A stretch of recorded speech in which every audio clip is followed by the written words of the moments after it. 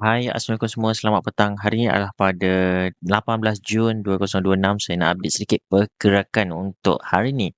So, sekarang ni FCPO pada pagi tadi, ianya membuat gap down dan dia berjaya naik semula ke paras atas lah. I can say dia dah break resistance hari Selasa hari tu.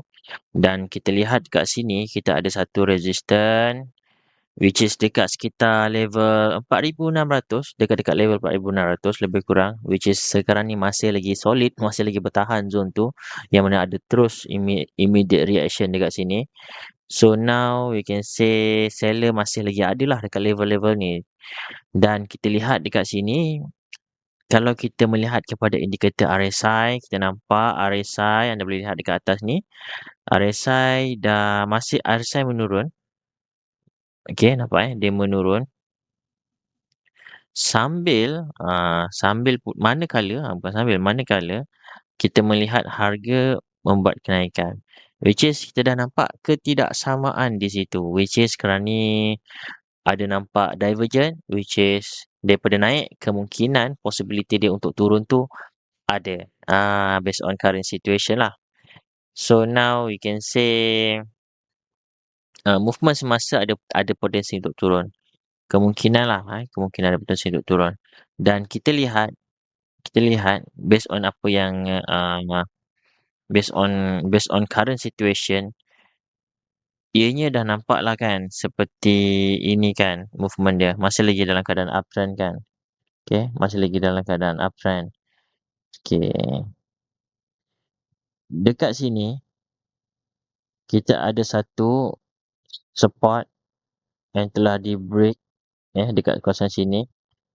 So this level should be menjadi kawasan-kawasan resistant kan, tapi dah di break balik. Dah di break balik dekat sini. So meaning said dekat sini kemungkinan akan ada satu reaction lah. Zone-zone inilah.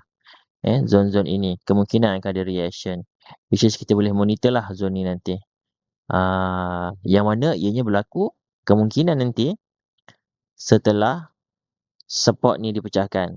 Yang mana kebiasaannya dekat sini orang akan mula buy, meletakkan stop loss kat bawah. So maybe kita boleh menantilah kawasan-kawasan di bawah ni. Ataupun kita boleh nanti kita tunggu sekitar retracement lebih kurang dalam retracement sekitar ini.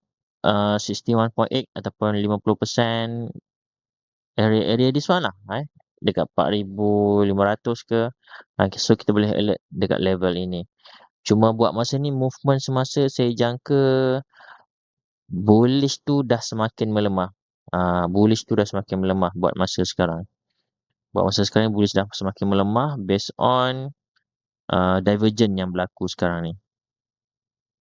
So maybe anda boleh mencari peluang untuk going for downwards. Okay, let's say kalau kita nak buka indikator MACD, kita nak melihat MACD pula. So RSI ni kita buang dulu. Okay, untuk indikator MACD ni pun sama juga, kita nampak ianya dah mula ada ketidaksamaan di sini. So maybe anda boleh mencari peluang ketika mana ianya masih lagi berada dalam warna merah lah. Let's say kalau dalam warna hijau balik, which is dia moving upwards, anda dulu dan mencari peluang balik apabila ianya dah mula merah balik. Sebab waktu tu kita dah boleh kata, contohlah macam this one kan. Okay, dia warna hijau, bullish, keep on bullish.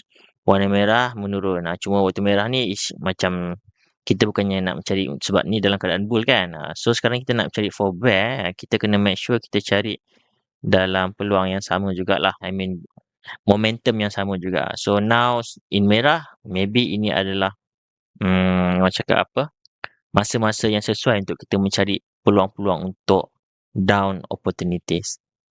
So insyaAllah kita tengok update nanti macam mana. Assalamualaikum dan salam sejahtera.